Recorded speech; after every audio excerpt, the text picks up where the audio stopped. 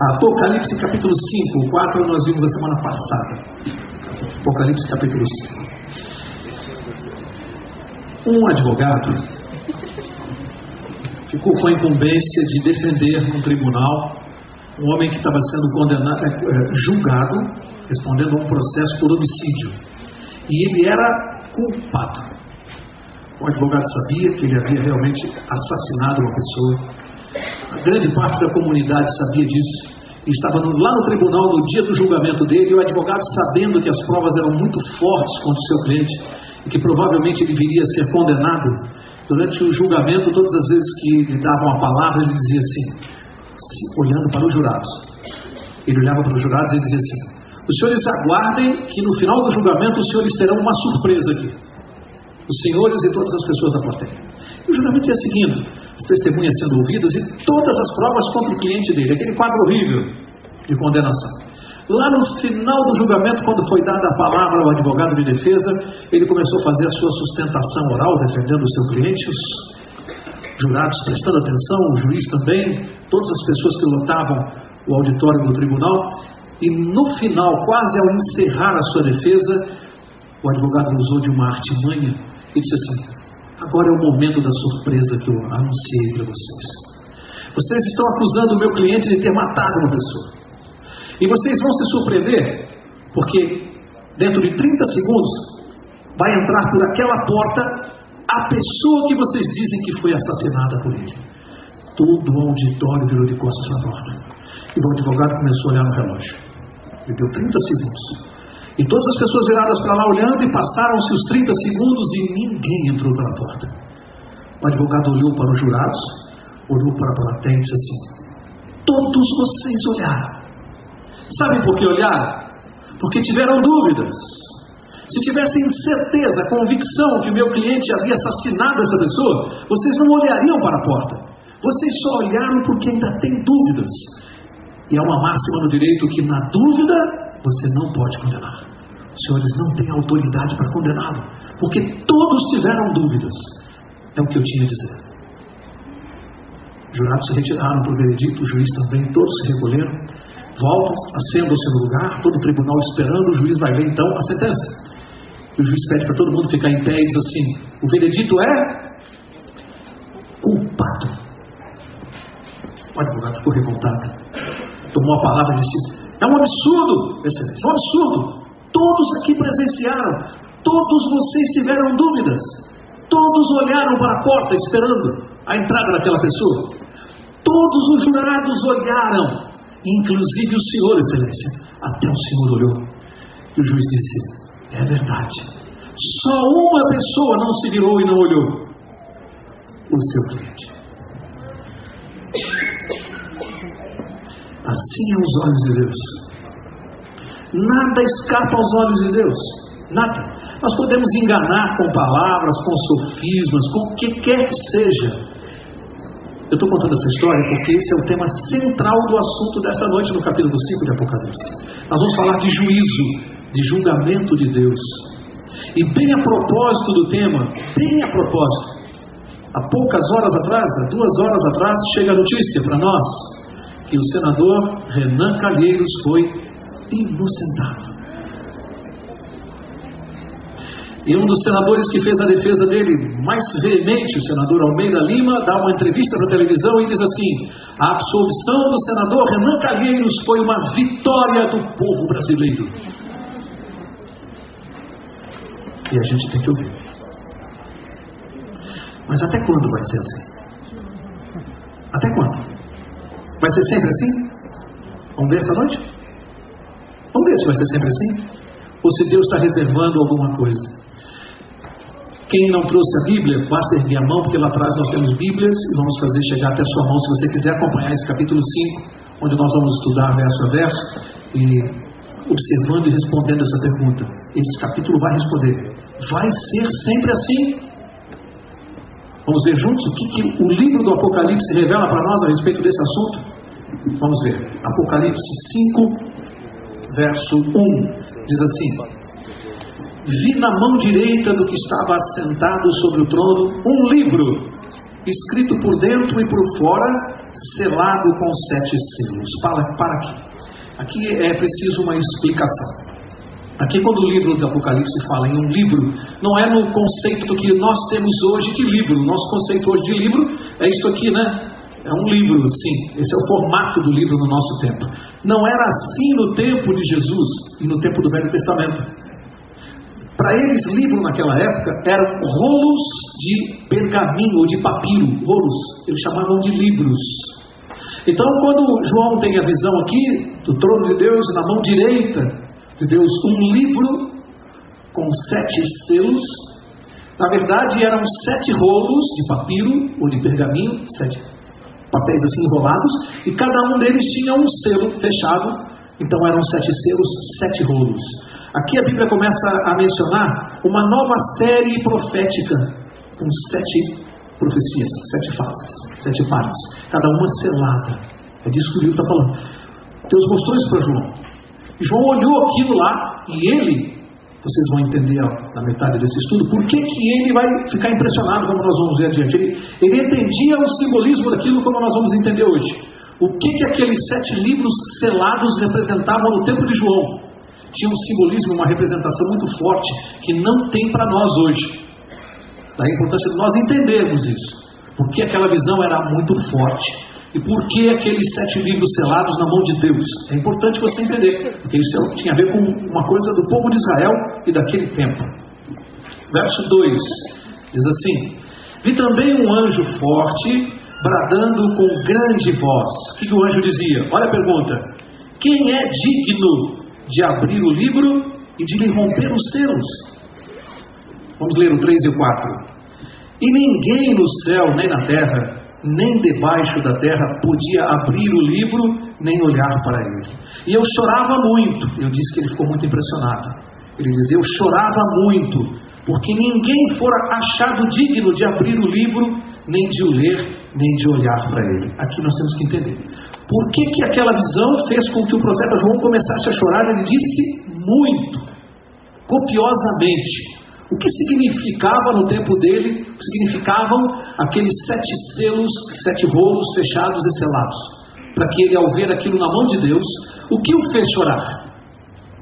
O que o fez chorar foi a pergunta do anjo. O anjo perguntou, um anjo forte, diz aqui, bradou em alta voz. Quem é? Qual foi a palavra que ele usou? Digno. Quem é digno de abrir o livro? E João começou a chorar ao reparar aqui a resposta no verso 3, que ninguém nem na terra, nem no céu, nem debaixo da terra poderia abrir o livro. Ninguém podia abrir. E aquilo tinha um significado forte para João, que ninguém pudesse abrir. A pergunta não é quem é capaz, não foi isso que ele perguntou. Ele perguntou quem é capaz de abrir o livro. Ele perguntou quem era digno. Tem um outro sentido muito forte aqui. Não era quem tinha capacidade. E a resposta que veio foi: ninguém nem no céu, nem na terra, nem debaixo da terra. Opa! Algo muito sério. Poderia tomar aquele livro da mão de Deus e abrir. Já vamos entender, porque eu preciso avançar nos versos para você poder entender aqui junto comigo. Agora veja o verso 5. Todavia, um dos anciãos me disse. Aqui diz um dos anciãos. Na quarta passada, nós estudamos que eram quantos anciãos? 24. Estão lembrados? 24, presente no capítulo 4. Aqui diz que um deles, um dos 24 anciãos, me disse. O que ele disse? Não chores, porque ele estava chorando muito. Olha, o leão da tribo de Judá, a raiz de Davi, venceu para abrir o livro e os seus 7 selos. Então vi no meio do trono e dos 4 seres viventes, e entre os anciãos, em pé, um cordeiro, como havendo sido morto, e tinha 7 chifres e 7 olhos, que são os 7 Espíritos de Deus enviados por toda a terra. Verso 7. E veio e tomou o livro da mão direita do que estava sentado sobre o trono. Para aqui, que agora nós vamos examinar cada um desses símbolos. Vocês sabem, o livro do Apocalipse é todo escrito em símbolos, e a cada quarta nós vamos desvendando os símbolos, porque eles são muito importantes para a compreensão. Então, o que aconteceu? João estava chorando, o livro na mão direita de Deus, os 7 rolos com 7 selos. Um anjo perguntou que não havia ninguém digno. Quem é digno? Havia pergunta. E não havia ninguém nem no céu nem na terra que pôde se manifestar. Aí o outro anjo se aproximou de João, que chorava, e disse assim: não chores. O leão da tribo de Judá, a raiz de Davi, dois apelidos dados a quem? A Jesus. Por que leão da tribo de Judá e a raiz de Davi? Olha, leão, vimos aqui que é o rei dos animais e o mais poderoso dos animais. Jesus é o rei dos reis e o mais poderoso na terra e no céu, porque ele é Deus. Portanto, essa palavra para Jesus é muito forte. Por que o leão da tribo de Judá? A tribo de Judá era a tribo mais importante de Israel. Portanto, Jesus era o mais poderoso da mais poderosa tribo representante de Israel, o povo de Deus na terra. Por isso ele ficou com o apelido de leão da tribo de Judá. A raiz de Davi. Por que foi dado esse nome a Jesus? A raiz, o que ela é da planta? O que ela faz? Ela sustenta a planta, a raiz. Davi foi eleito rei de Israel. Quando Jesus é chamado a raiz de Davi, o que estão dizendo? Ele dava sustentação a Davi. Por quê? Porque o reino de Davi era um símbolo do reino de Cristo no céu. Era um símbolo na terra. Davi, rei de Israel, prefigurava, simbolizava o reino de Cristo no céu. Então, a Bíblia diz: Jesus dava sustentáculo a Davi na terra. Por isso ele é a raiz de Davi. Dois apelidos dados a Jesus. Agora, diz assim no verso 5, que o leão da tribo de Judá, a raiz de Davi, venceu para abrir o livro e os seus 7 selos. Por que Jesus é que podia abrir o livro com os 7 selos? A Bíblia diz por quê? Porque ele venceu. O que ele venceu? O que? Diz que ele venceu. Vamos ver que tipo de vitória foi essa que ele teve para ser digno de abrir o livro, porque só ele era digno. Ele venceu. Segue comigo no verso 6, que diz que eu vi no meio do trono e dos 4 seres viventes, entre os anciãos, em pé o quê? Um cordeiro que foi morto. Ué, você viu um cordeiro morto que está em pé? Jesus foi morto, mas ele está na sepultura? Ele está vivo. O que ele venceu? A morte. Ele venceu a morte. Qualquer morte. Que morte ele venceu? A morte eterna. Venceu no lugar de quem? Nosso? Faz assim com o dedo. No meu lugar. Ele venceu a morte para mim. Ele pagou a pena no meu lugar. Não é no nosso lugar. No final desse estudo nós vamos ver isso aqui um pouquinho melhor. Vamos ver que esse negócio de nosso não funciona não. O assunto aqui é pessoal. Ele é vencedor porque ele venceu no meu lugar. Por isso ele é digno de me representar. E essa batalha, vamos ver um pouquinho mais adiante. Que batalha foi essa? Mas diz que esse cordeiro que estava de pé tinha o quê? 7 chifres e 7 olhos. Mais uma vez o simbolismo falando forte. O que representa o número 7 em profecia? Plenitude, perfeição. O que representa a palavra chifre em profecia? Chifre, quem está lembrado? Poder. Reino, poder. 7 chifres, plenitude de poder. Onipotência. Onipotência é um atributo de quem? 7 olhos. 7, perfeição, plenitude. Olhos, plenitude, perfeição de visão, de conhecimento. Todo conhecimento. 7 olhos, plenitude de conhecimento. Onisciência. Quem é que tem o atributo da onisciência? Deus. Então os 7 olhos, mas os 7 chifres diz que são iguais aos 7 espíritos de Deus. Onisciência, onipotência e toda a plenitude de Deus. Onipresença. Olha como os símbolos se explicam. Ele tem os 7 olhos, os 7 chifres e os 7 espíritos de Deus. Está falando de Jesus. Onipresença, onisciência, onipotência de Deus. Ele tem isso tudo com ele. E venceu no nosso lugar. Outro símbolo estava em pé. Ao final, vamos passar agora para o verso 8, que eu estou apressado para chegar no que é o centro do estudo. Esses símbolos são importantes, mas eu quero chegar aqui do 8 em diante, que é a parte forte do capítulo. Verso 8 diz assim: logo que tomou o livro, preste atenção nessa expressão, Logo que tomou o livro, os 4 seres viventes e os 24 anciãos prostraram-se diante do Cordeiro, tendo todos eles uma harpa e taças de ouro cheias de incenso, que são o quê? As orações dos santos. E aí o que aconteceu? E cantavam um novo cântico, dizendo: digno és de tomar o livro e de abrir os seus selos, porque foste morto, e com teu sangue compraste para Deus homens de toda a tribo, língua, povo e nação. Verso 10.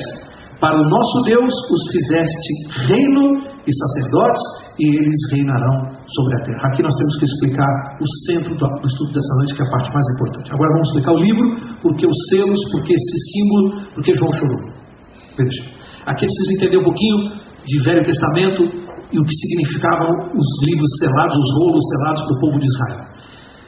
Não sei quantos sabem aqui, no tempo do povo de Israel, no tempo do Velho Testamento, não era permitido ao homem vender uma propriedade definitivamente como é no nosso tempo. Hoje, se eu tiver uma terra, um sítio, uma chácara, eu posso vender para quem eu quiser. No tempo do Velho Testamento não era permitido vender terras. Por quê? Porque a terra que eu tenho aqui no céu é um símbolo da terra a terra que eu tenho aqui na terra é um símbolo da terra que eu vou ter e eu posso vender a terra do céu? Não. Era um símbolo, é uma bênção de Deus. Eu era mordomo, eu sou mordomo daquilo que Deus me deu. Então, na lei dos judeus, na lei de Israel, havia uma lei, um artigo interessante.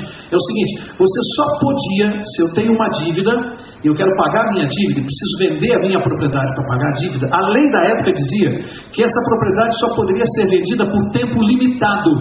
Qual era o limite do tempo? O ano do jubileu. O que era o ano do jubileu? De 7 em 7 anos, o povo de Israel comemorava o ano do jubileu, ou o ano do descanso, ou também chamado ano sabático. Então funcionava assim: eu vendia a minha propriedade, quando chegasse no final dos 7 anos, ou no ano do jubileu, automaticamente aquela pessoa tinha que devolver para mim, através de um herdeiro. Olha que coisa. Ela não poderia ficar definitivamente com a minha terra. Era lei. Significa que eu tinha que resgatar a minha dívida, eu tinha 7 anos para resgatar, senão de qualquer maneira o credor tinha que me devolver a terra. Como é que se fazia isso? Eram feitos os rolos em 2 vias, como se fala hoje, 2 vias, né? Naquele tempo eram 2 rolos.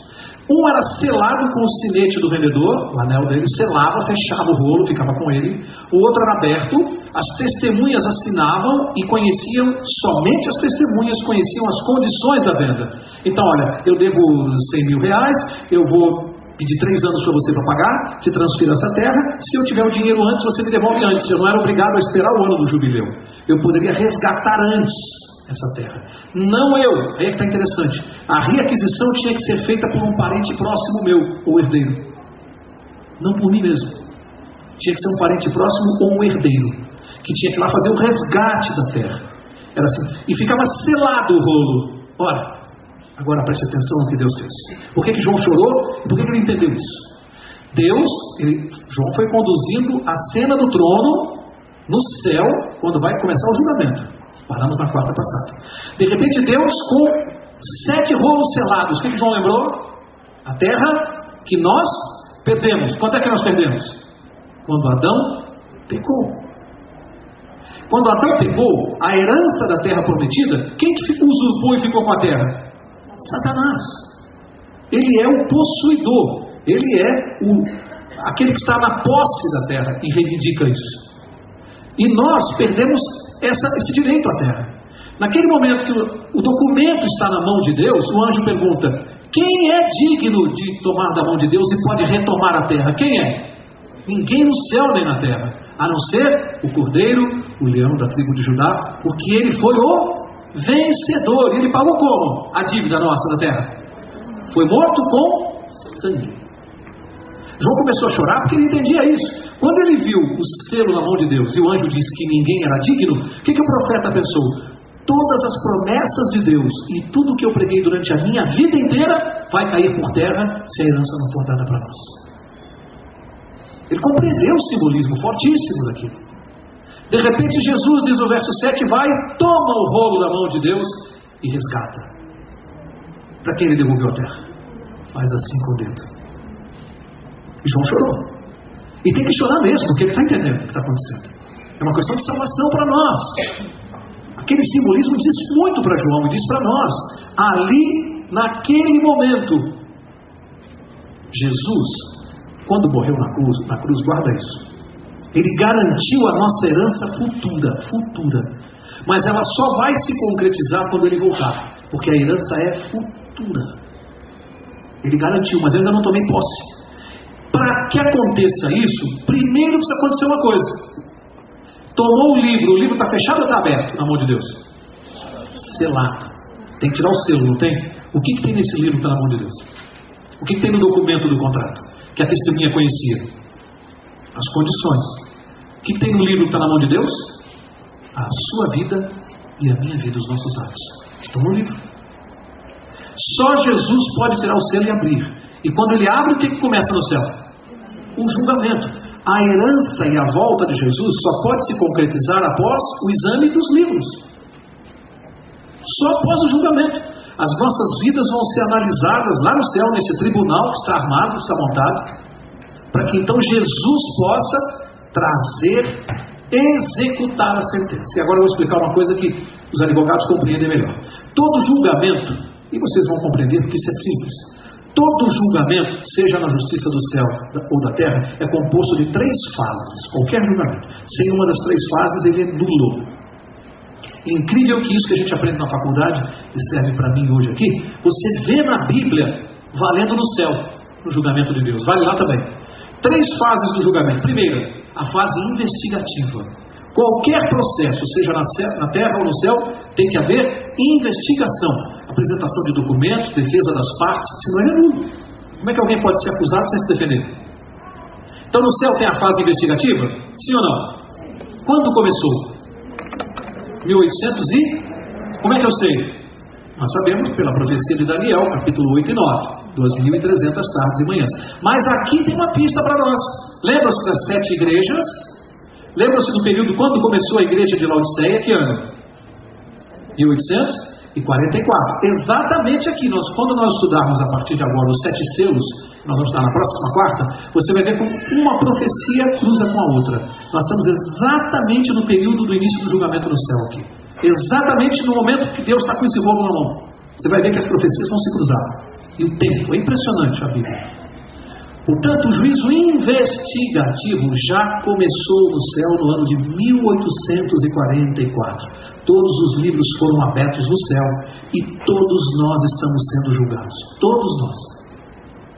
Alguém pode dizer, peraí, Mauro, mas eu ainda estou vivo, eu ainda não completei os meus atos aqui na terra. Deus precisa que você morra para completar seus atos? Lá nos livros do céu já está tudo registrado. Até o dia da sua morte. Nós já estamos em julgamento. Lá no céu. Juízo investigativo. Depois do juízo investigativo, vem a segunda fase do processo. Qual é? Sentença. Decisão, sentença. Dada a sentença, que é a segunda fase, qual é a terceira e última fase? Execução da sentença. 3 fases: investigação, sentença e execução. Nós estamos em que fase do processo hoje? Investigação, primeira. Quando Jesus voltar, qual é a fase que vai entrar? Sentença e execução para os salvos. E a execução para os que perderem a salvação, quando acontece? Depois do milênio. Perfeito o julgamento. Estamos na fase de investigação lá no céu. Os livros foram abertos e nós estamos sendo julgados. Verso 11. Antes do verso 11, marque essa página, não posso deixar de mostrar uma coisa para vocês. Antes do verso 11. Segunda carta aos Coríntios, capítulo 5. Vamos ver quem é que vai passar por esse julgamento. Segunda carta aos Coríntios, marca essa página aí do Apocalipse. Segunda carta de Paulo aos Coríntios, capítulo 5, verso 10. E diz assim, 2 Coríntios 5:10. Eu vou ler. Diz assim: pois todos devemos comparecer perante o tribunal de Cristo, para que cada um receba segundo o que tiver feito por meio do corpo, ou bem ou mal. Quantos devemos comparecer perante o tribunal de Cristo? Quantos? Todos. Alguém vai escapar do tribunal de Cristo? Tem algum ser na terra que vai escapar? Não, a Bíblia disse todos. Ninguém vai escapar do tribunal de Cristo. Todos nós seremos julgados. Mas vai acontecer uma coisa muito bonita que eu vou deixar para o fim. Vou deixar para o fim para contar para vocês. Que vai acontecer uma coisa muito bonita nesse julgamento. Por isso que João chorou. Ele entendeu Jesus tomando o livro da mão de Deus. O único que é digno. Agora, olha comigo o Romanos capítulo 2. Preciso mostrar mais uma coisa que tem a ver com esse julgamento. Romanos capítulo 2. Eu peço que você leia comigo o verso 16. Romanos 2, 16. O que diz aí? Isto sucederá no dia em que Deus há de julgar o quê? Os segredos dos homens, por meio de Jesus Cristo, segundo o meu Evangelho. O que Deus vai julgar? Os segredos dos homens. Quantos vão comparecer ao tribunal? Todos. E todos diante do tribunal. Alguma coisa vai ficar de fora do julgamento? Não, porque até os segredos. Até os segredos vão ser julgados. Até aquilo que ninguém sabe, nem nunca soube na minha vida e na sua. Aquilo que ninguém nunca soube, até isso vai entrar em julgamento. Nada vai escapar do tribunal de Cristo. Agora, para você terminar e a gente voltar para Apocalipse, João, Evangelho de João, capítulo 5. Evangelho de João, capítulo 5. Tem uma declaração importante aqui que eu, como advogado, a gente fica totalmente tonto com as coisas de Deus. Olha o que Deus faz com um advogado. A nossa compreensão humana de lei e de julgamento. Olha o que Deus faz. João 5, verso 22. João 5, 22 diz assim, acompanhe comigo. O Pai a ninguém julga, mas deu ao Filho todo o juízo. Qual é a função de Jesus no tribunal do céu que começou em 1844? Qual é a função? O verso aqui diz: o Pai a ninguém julga, mas deu ao Filho o juízo. Qual é a função de Jesus? Qual é o cargo dele? Juiz. No tribunal de Cristo, juiz é Cristo. Mas sabe por que isso me confunde como advogado? Agora, avança para frente, primeira carta de João. Não é o Evangelho, não. Lá no fim, primeira carta de João. Olha o que está escrito lá na primeira carta de João, para você entender como funciona esse julgamento no céu. Primeira carta de João, diz assim, 1 João capítulo 2, capítulo 2, verso 1, diz assim: meus filhinhos, estas coisas vos escrevo para que não pequeis. Se porém alguém pecar, temos o quê? Um advogado para com o Pai. Quem é o advogado? Jesus Cristo, o justo. Para quê? Qual é a função de juiz no julgamento? Estou vendo dúvida em vocês. Alguém acha que tem confusão entre esses dois versos? O advogado diria conflito de leis. Qual é a função de Jesus no julgamento? Juiz e advogado. Ele é as duas coisas. No tribunal humano isso vale? Você pode, o seu advogado pode ser o seu juiz, mas no céu vai ser assim. Por que isso é importante? Eu preciso temer o julgamento em que o meu advogado é que vai me julgar? Eu tenho que ter medo? Só numa circunstância. Se o juiz não for o meu,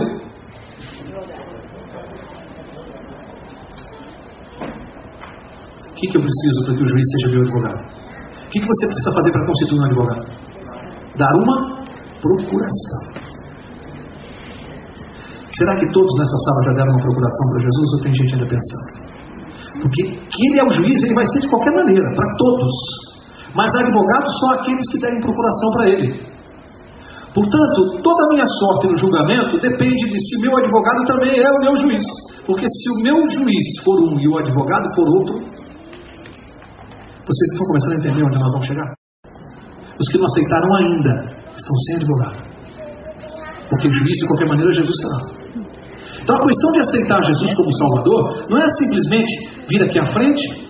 Você aceita Jesus? Aceito, vem aqui. Não. Isso pode ser uma coisa emotiva de momento, nada contra Nada contra esse tipo de manifestação, não estou criticando, eu só estou dizendo que aceitar Jesus como Salvador e advogado implica em segui-lo, fazer o que Ele pede, ser transformado por Ele, ser modificado por Ele, ser discípulo dEle, e se aceitar Jesus como Salvador. Porque se eu levanto a minha mão e digo que eu aceito Jesus, mas não mudo nada na minha vida e continuo fazendo o que eu faço e não obedeço às ordens de Jesus, esquece, a procuração foi revogada. Esquece. Aceitar Jesus como... Quando eu constituo um advogado, pelo menos no meu escritório é assim.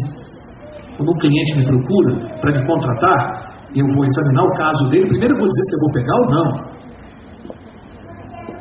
Se eu vou pegar ou não. Porque eu sei quem eu defendo e quem eu não defendo. Isso, acho que todo profissional tem liberdade para isso.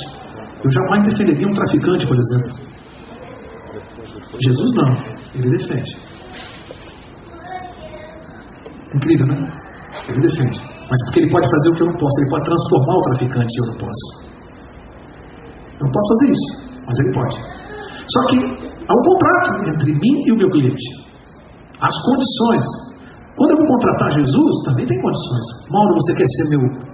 Quer que eu te represente? Quero, Senhor. Pois é, mas então os meus princípios são esses aqui.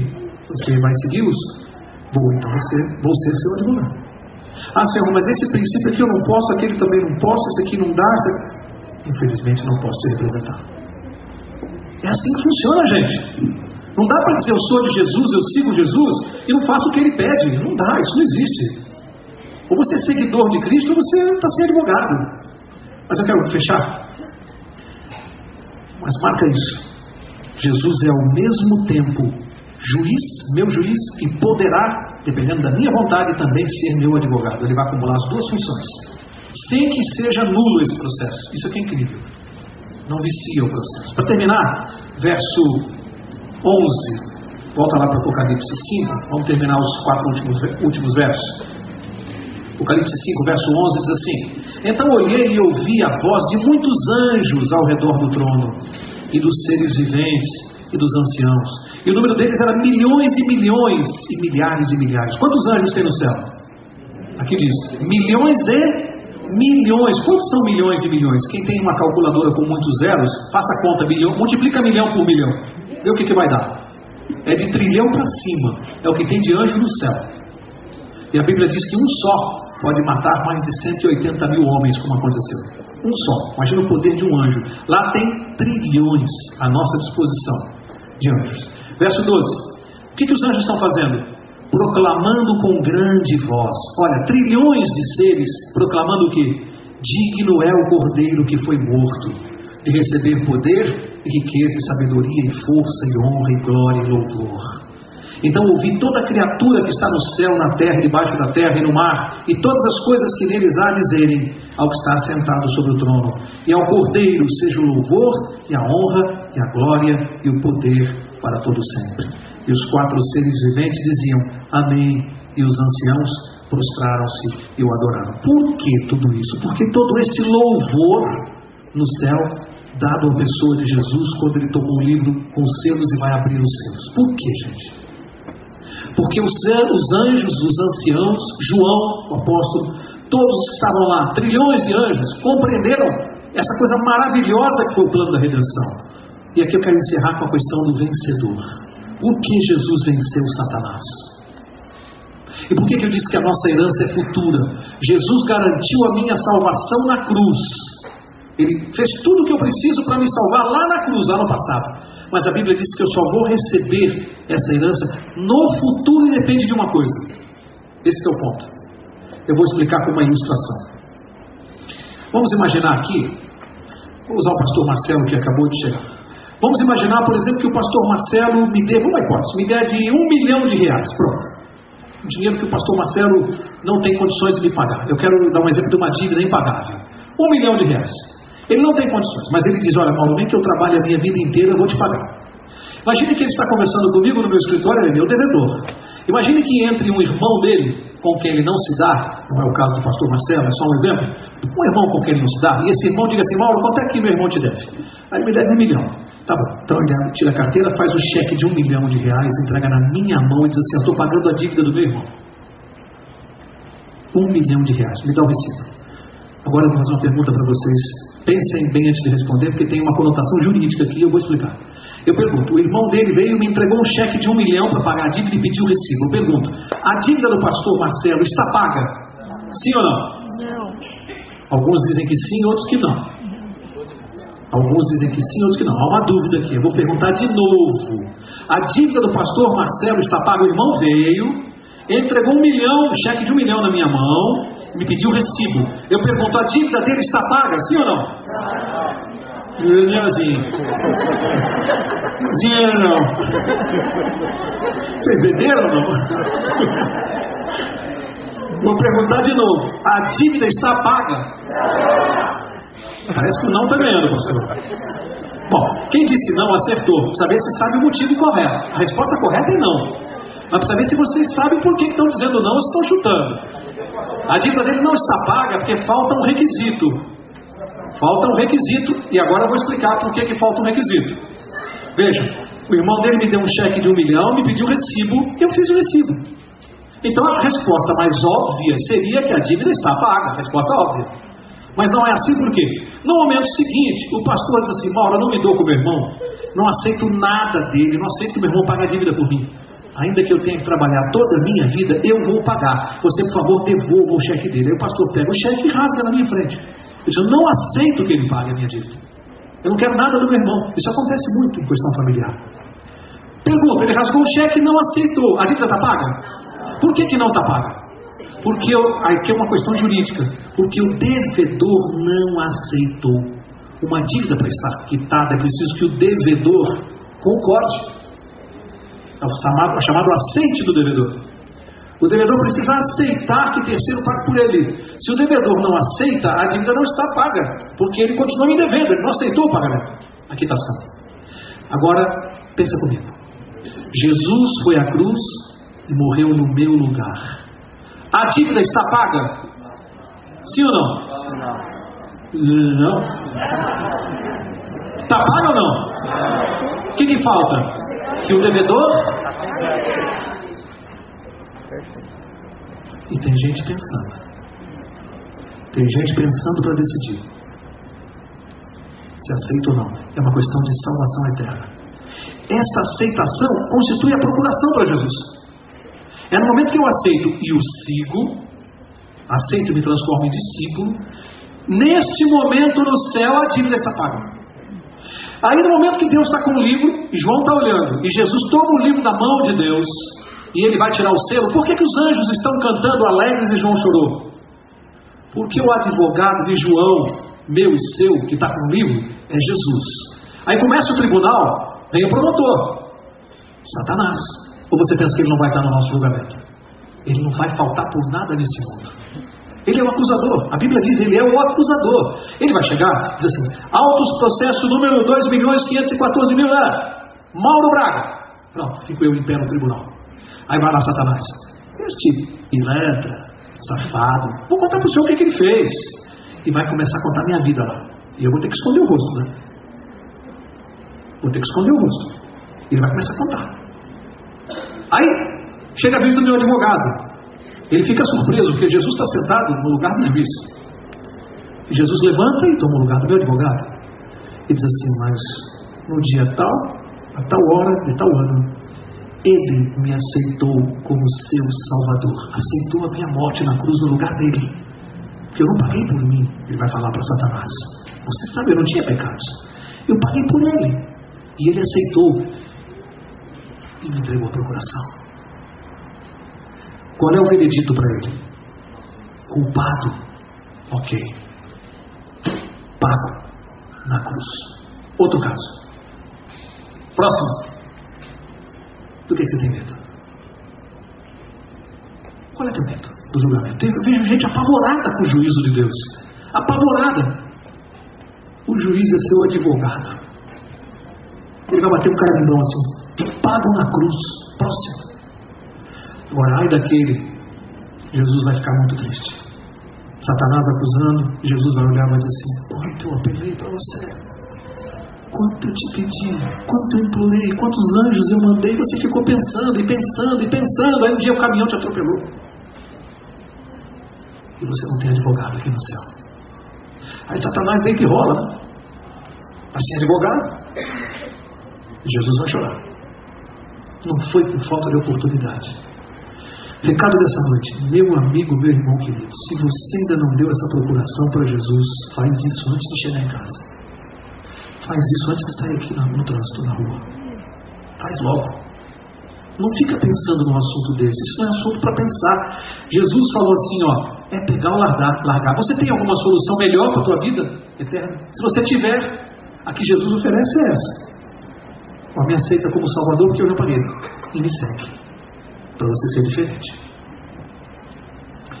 Para encerrar, eu me lembrei dessa história, que eu nem ia contar, eu ia terminar hoje com esse assunto aqui, com esse apelo, mas eu preciso contar isso, porque tem uma pessoa aqui, e ela sabe que eu vou falar para ela, que na chegada me procurou, muito triste, problemas, e me fez uma pergunta, disse assim, Mauro, por que a minha cruz está tão pesada? Eu confesso que eu sentei ali, o pastor orou, e eu fiquei aqui, iniciei o estudo, e esse assunto na minha cabeça, por que a minha cruz está tão pesada? Quero mandar um recado de Deus para essa pessoa essa noite. O recado é o seguinte, haviam várias pessoas carregando cruzes enormes, arrastando-se, sofrendo com os ombros já todos machucados, carregando. E um deles estava reclamando que a cruz estava pesada. Estava ferindo as costas e que ele não estava tendo força para carregar. Aí ele teve uma ideia. Ele pegou, deitou a cruz no chão e começou a serrar a ponta para diminuir a cruz. Quis ajudar Deus. Falou, Senhor, essa cruz eu não posso, a minha tem que ser menor. E começou a serrar. E cada vez ele parava um pouquinho mais, serrava mais um pedaço. E a cruz foi encurtou, ficou pequenininha. Ele pôs nas costas e já carregava sem arrastar no chão. E foi indo. Achando que humanamente ele deu uma grande solução. Diminuiu o peso da sua cruz. Achou que Deus estava sendo injusto, porque é uma cruz tão pesada. E foram, até que chegaram ao abismo. Havia uma distância assim de 5 metros até outro ponto do abismo, e ali, sabe o que aconteceu? Os outros com as costas sangrando, estenderam a cruz de um lado ao outro assim, e atravessaram andando pela cruz. E quando ele viu que ele tentou estender a dele, não chegava nem na metade do abismo. Os outros passaram, e ele morreu ali. Pessoa querida que me procurou essa noite, Deus sabe exatamente o tamanho da tua cruz. É o tamanho suficiente para você se salvar.